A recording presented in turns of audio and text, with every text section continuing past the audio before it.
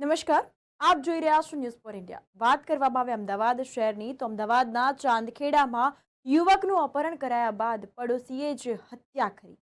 પોલીસને નર્મદા કેનાલમાંથી યુવકનો મૃતદેહ મળ્યો।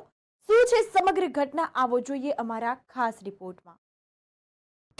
અમદાવાદના ચાંદખેડામાં ખેલાયો ખૂની ખેલ। યુવકના અપહરણ બાદ હત્યા, 63 કલાક બાદ યુવકનો મળ્યો મૃતદેહ। છેડતી પ્રકરણમાં હત્યાની પોલીસને શંકા, પડોશી જ કેમ બન્યો યુવકનો વેરી। ચાંદખેડા આબુગીરી સોસાયટીમાં રહેતા જોડિયા ભાઈ પૈકી એકનું સોસાયટીમાં રહેતો એક યુવાન અપહરણ કરીને લઈ ગયો હતો। લગભગ 63 કલાક બાદ અપહત્ય યુવાનની લાશ કડી નર્મદા કેનાલમાંથી મળી આવી હતી। જો કે અપહરણની જાહેરાત થતાં જ અપહરણ કરતા યુવાનના પરિવારના સભ્યો પણ ઘરને તાળું મારીને ભાગી જતા પોલીસ હજુ સુધી હત્યાનું કારણ જાણી શકી નથી। ચાંદખેડા રેલવે સ્ટેશનની પાછળ આવેલી આબુગીરી સોસાયટીમાં કૌશિક સુથાર, તેની પત્ની હેતલબેન, જોડિયા દીકરા મોહિત અને મિલન તથા માતા પિતા સાથે રહેતો હતો। એ વાતો કરતા હતા બાબલાની કે બહુ માર્યો છે, બહુ પેલું એ કર્યું છે, એટલે અમે અમારા જોડે બાજુમાં રબારી રહેશે। એ કે કને એવી બધી વાતો નહીં કરવાની, નકર અમે છીએ ને તે કે ગલ્લા ઉપર વાતો થશે અને સહારીઓ આવશે તો તમને મારશે કે અમારા બાજુમાં અમારા બાજુવાળા ધમકી આલવા મળ્યો। 29 ફેબ્રુઆરીએ રાત્રે 8 વાગ્યે મિલન પૂજા પાઠ કરીને ઘરની બહાર ગયો હતો। રાત્રે 9:30 વાગ્યા સુધી મિલન ઘરે નહીં આવતા જમવાનો સમય થઈ ગયો હોવાથી મોહિત અને કૌશિકે મિલનને શોધવા સોસાયટીમાં નીકળ્યા હતા। ત્યારે તેમને જાણવા મળ્યું હતું કે તેમની સોસાયટીમાં રહેતો મિત રબારી મિલનને ક્યાંક લઈ ગયો હતો, જેથી તેઓ મિતના ઘરે ગયા હતા અને તેના પિતા જયરામભાઈને પૂછતા તેમણે પણ કહ્યું હતું કે મિત પણ ઘરે નથી, જેથી કૌશિકભાઈ અને મોહિતે આખી રાત મિલનની શોધખોળ કરી હતી।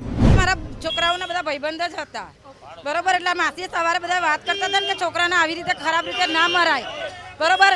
એટલે અમારી જાત ઉપર જાય છે કે તમને હરિજન કરીએ છીએ અમે, તો તમે અમને રબારી કરો છો કે? એટલે રબારી નહીં કહેવાનું, ને તો પાનના ગલ્લે બધાને જાણ કરી દેશે ને તો બધા રબારીઓ તમને મારશે। એ આમની બાજુમાં રહે છે અંકિત રબારી।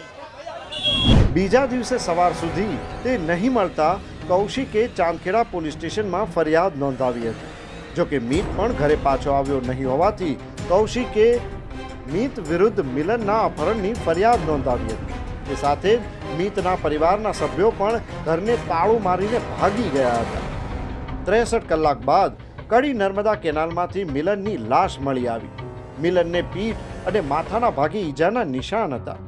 આ અંગે ચાંદખેડા પોલીસે મિલનનો મૃતદેહ લઈ આવી હતી અને પોસ્ટમોર્ટમ માટે મોકલી આપ્યો હતો। છોકરો લઈ ગયો ઉપર બધી બીના બની જઈતી, બરોબર। એમનાથી બધા સામેલ હતા, દશરથ દેસાઈ કરીને સહાર દેસાઈ, એનો કાકો સગો અંદર હતો, બરોબર। તો બધા એને બધું ગ્રુપ એમનું મેં મળી અને અમારા છોકરાનું આવું કરી નાખ્યું, તો એમને આટલા અંધારામાં રાખ્યા અમને, બરાબર। 5 દાડાથી અમે અંધારામાં છીએ અને બોડી અમને પોલીસ ગોતવા જઈ જ નહીં આગળ, બરોબર। અને હજુ સમય આલો સમય, પોલીસે કે કેટલી સમય તમારે જોતી? 4 દાડા થયા, ગુરુવારે રાતે આલી દીધી હતી। શાંતિ રાખો, કોઈ પ્રૂફ હાથમાં નહીં આવે, તમારો કોઈ પ્રૂફ લાવો, એમનું પ્રૂફ લાવો, શું અમે ઘરમાં એવું હોય તો અમે પ્રૂફ આલીએ? કાલ લાશ મળી, પોલીસ તો હોતવા જઈ જ નહીં। પોલીસનું કહેવું છે કે મિલનનું અપહરણ કરીને લઈ ગયેલા મીત રબારી કે તેના પરિવારના સભ્યોનો હજુ સુધી પત્તો લાગ્યો નથી, જેથી મીતે શા માટે મિલનની હત્યા કરી તે જાણી શકાયું નથી। પરંતુ સોસાયટીના સભ્યો પાસેથી પોલીસને જાણવા મળ્યું કે મીતની બહેનને આવતા જતા મિલન હેરાન કરતો હતો। અગાઉ મીતે આ બાબતે મિલનને ઠપકો આપ્યો હતો, જેથી કદાચ તે મુદ્દે મીતે મિલનની હત્યા કરી હોવાની શંકા છે। મૃતકના પિતા જે છે તે આપણી સાથે જોડાયા છે। શું નામ છે આપનું? મારું નામ કૌશિક સુથાર છે સાહેબ। કૌશિકભાઈ, શું છે સમગ્ર માહિતી? આજે તમારા દીકરાની હત્યા કરવામાં આવી છે, શું બની હતી ઘટના અને કઈ રીતે બની હતી? સાહેબ એ 29 તારીખે રાતે 8 વાગે દીવા કરીને ગયો, પછી એનો ભાઈબંધને કોલ આવ્યો હતો તો એને વાંહે ગયો હતો, બરાબર. એ અમારી સામે રહે મિત કરી દેસાઈ છે બરાબર. એ પછી એ લઈને ગયો ત્યાં કેનલ બાજુ એનો લઈ ગયા ને મર્ડર થયું છે બરાબર. એની અંદર બધા એમાં કેટલાય એના મિત્રો બી સામેલ હશે બરાબર. એટલે આની જોગવાઈ માટે હું પછી મારા છોકરાની ખોજ માટે હું પોલીસ સ્ટેશન ગયો. મેં કહ્યું સાહેબ આ છોકરો આની જોડે ગયો હોય બરાબર. એટલે તે મારા છોકરાની ફરિયાદ નોંધો. એમને નોંધી પણ મને એવું નહીં લાગ્યું કે કોઈ તપાસ થઈ હોય. મને 24 કલાક કીધા એમને. 24 કલાક પછી હું પાછો ગયો અને એમને અપહરણનું મેં નોંધાયું. અપહરણનું નોંધાયું અને એ લોકોએ મને તો બી મને કોઈ જવાબ નહીં મળ્યો કાર્યવાહી. મને લાગે ઉપરથી આ લોકોના દબાણથી યા કોઈ જાતનું પ્રેશરથી એ લોકોએ જલ્દી કાર્યવાહી નથી કરી. આજે મારા હાથમાં ચોથા દાડે મારા છોકરાની બોડી મને ચેક કેનલ કડીથી મળી આવી છે બરાબર. તો પોલીસ તંત્ર આટલું કેમ નબળું છે? આનો શું ન્યાય? કે રાજકારણ છે કે કોઈ જાતનું કોઈ દબાણ છે? આ સમાજ એ ઊંચા લેવલે છે, અમારી સમાજ તો નાની છે સાહેબ. અમારા સમાજનો સપોર્ટ બહુ ઓછો, પણ અમે તો ન્યાયથી હેડીએ છે ને. અમે કોઈનું ખોટું કર્યું છે? કોઈ દા કોઈનું ખોટું નહીં કરતા. તો પછી સાહેબ આવી રીતે કેમ કરે છે આ લોકો? પોલીસને અને તમે જે વાત કરી રહ્યા છો કે જે છોકરાઓ આવ્યા હતા તેને લઈ ગયા હતા, આપને કઈ રીતે ખબર પડી કે આ મારા દીકરાની આવી રીતે ઘાતકી હત્યા કરવામાં આવી? એટલે આ મને લાગે એવું કે એને પહેલેથી લોકોએ પ્લાન કર્યો હશે બરાબર. અને એને બોલાવી 2 થી 4 વખત ફોન આવ્યા એમ કરીને બોલાવીને છેતરીને ઘા કરીને લઈ ગયો છે ફોલાઈને. અને એટલે નો સ્ટોપ મર્ડર બી કરેલું છે. આ બધું પ્લાનિંગથી જ કામ થયું છે એટલું જ મને 100% ખબર છે. કેટલા લોકો હતા અને એમના કોઈના નામ ખબર છે આરોપીઓને? પહેલાં તો એમના છોકરાનું ને એનું ફેમિલી, કારણ કે હું જ્યારે ફરિયાદ નોંધાવા આવ્યો ત્યારે એમનું ફેમિલી હતું, પણ એ પછી પાછા જતા રહેતા. અને હું જ્યારે ફરિયાદ નોંધાઈને પાછા આવ્યો તો એ લોકો ઘર બંધ કરીને આવી ગયા. એટલે એમને ખબર પડ્યું કે આ બધું અમને ખબર પડી ગઈ છે. અને એમના એક સંબંધ એમના કાકા જોડે, મિતના કાકા જોડે મારા પપ્પાએ વાત કરી, બધું કર્યું. અમારે સારા સંબંધ હતા. કોઈ દાડે પછી એમને કંઈ પ્રોબ્લેમ હોય તો મને કહેવું હતું, હું એમનો બાપ હતો. પણ ડાયરેક્ટ તમે આવી રીતે ઉઠાવી, પ્લાન કરી આવી રીતે ઉઠાવી અને જે છોકરાનું આ તમે મર્ડર કર્યું કંઈ નાનો છે, હજુ એની શરૂઆત જ જિંદગીની કરતો હતો. આવી રીતે તમે ઊંચી સમાજના લઈને આ નાની સમાજના છોકરાઓને આવી રીતે હત્યા કે આવું મર્ડર કરશે તો બધી કલમો લગાવવા પડશે અને બધી રીતે ન્યાય આપવો પડશે. એમાં ઉચ્ચ અધિકારી અને પોલીસમાં જે બી હોય, જેટલા દબાણમાં હોય ને એ બધા સામેલ થશે. એ ખબર પડશે તો એમને બી વાંકમાં છે તો એમને બી લેવામાં આવશે.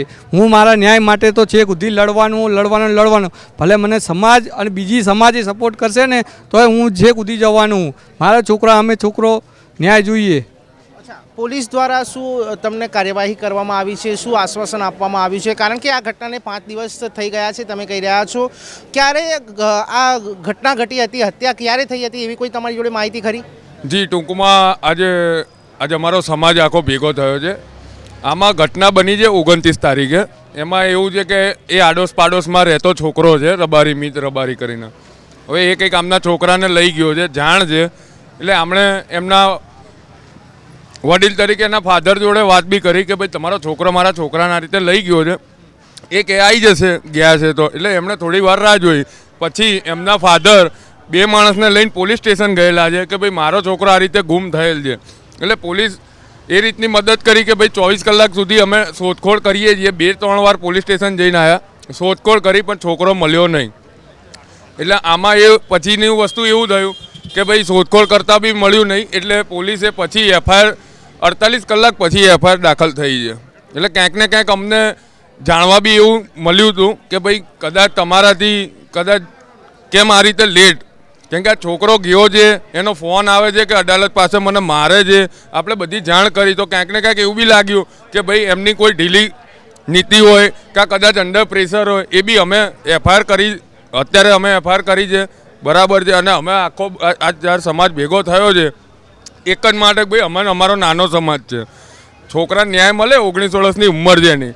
આ રીતે એક છોકરાનું કામ નથી. એટલે એના જોડે જે અન્ય સાથીદારો છે 5 જણના નામ અમે પોલીસ સ્ટેશન લખાયેલા છે કે એક જણનું કામ નથી આ રીતે અપહરણ કરીને લઈ જવું, મર્ડર કરીને આજ કેનાલમાં ફેંકી દઉં. PM રિપોર્ટ આવશે, FSLમાં અમે આપીશું અને જરૂર પડશે તો અમે ક્રાઇમ સુધી બી જઈશું. અમને આની યોગ્ય તપાસ અને આરોપીઓને સખ્તને સખ્ત સજા મળવી જોઈએ. કેમ કે 19 વર્ષની ઉંમર છે અને એનું કોઈ પૈસાની લેતી દેતી એવું કંઈ હજુ એનું અકબંધ છે. એટલે અમારે કારણ તો પહેલાં એ જોઈએ છે કે 19 વર્ષના છોકરાએ તમારું શું બગાડ્યું તો 5-6 જણાએ ભેગા થઈને એનું મર્ડર કરીને લાશ કેનલમાં ફેંકી દીધી. આજ 5 દિવસ થયા, 4 દિવસ 5 દિવસથી આ વસ્તુ ચાલે છે. કાલે અમારો સમાજ પોલીસ સ્ટેશન ભેગો થયો હતો. આપણે એક જ વસ્તુ અધિકારીને અમે ન્યાય માટે એક અપેક્ષા હતી કે ભાઈ અધિકારી છે સાહેબ, અમને ન્યાય અપાવો. આજ 5-6 છોકરાઓ આજ 19 વર્ષના છોકરાએ એમનું શું બગાડ્યું હતું એનું કારણ હજુ સુધી મળ્યું નથી. કહેવાય છે કે સામસામે મકાન હતું, તો અત્યારે હાલમાં એ પરિવાર ક્યાં છે એવી કોઈ તમને પ્રાથમિક તપાસ મળી છે સામે? જી સર, અમને તપાસમાં એવું મળ્યું છે કે જ્યારે બી રાતનો જ બનાવ છે, 29 તારીખ રાતે જેવો એ છોકરો ગયો છે લઈને, એના અમુક ગણતરીના કલાકોમાં જ એ લોકોનું ફેમિલી આખું ઘર બંધ કરીને હાલ બી આજ 5 દિવસથી એ બધા ફરાર છે. અને આજ પોલીસ સ્ટેશનથી એવું બી જાણ મળે છે કે કદાચ 1-2 આરોપીઓની અટકાયત કરી છે. અમે એક જ વસ્તુ માંગ કરીએ છીએ પોલીસ અધિકારીને કે ભાઈ તમે વધુમાં વધુ જલ્દી તપાસ કરો. આજ 4 દિવસે 2 જ મળ્યા છે. એ બી પોલીસમાંથી અમને એક સપોર્ટ મળ્યો છે, એમણે કીધું છે કે અમે બધાને લાવીશું.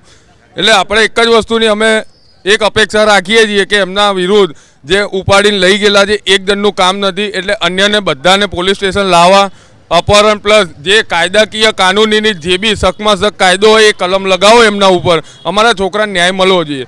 શું માંગ છે છેલ્લે આપની? મારી માંગ એ જ છે કે મારો છોકરાનો ન્યાય મળવો જોઈએ, ગુનેગારને સજા પૂરેપૂરી મળવી જોઈએ, અને બધા સમાજે મને સપોર્ટ કરવાનો હું નમ્ર વિનંતી કરું એમને. ચોક્કસપણે અત્યારે હાલમાં જે સમાજ છે, સુથાર સમાજના દીકરાની હત્યા કરવામાં આવી છે. ચાંદખેડા વિસ્તારમાં કયા કારણોસર હત્યા થઈ છે તે હજી સામે આવ્યું નથી. તો આ સમગ્ર મામલે ચાંદખેડા પોલીસે ગુનો નોંધીને વધુ તપાસ હાથ ધરી છે. કેમેરામેન સારથી શાહ સાથે યશ નાયક, અમદાવાદ.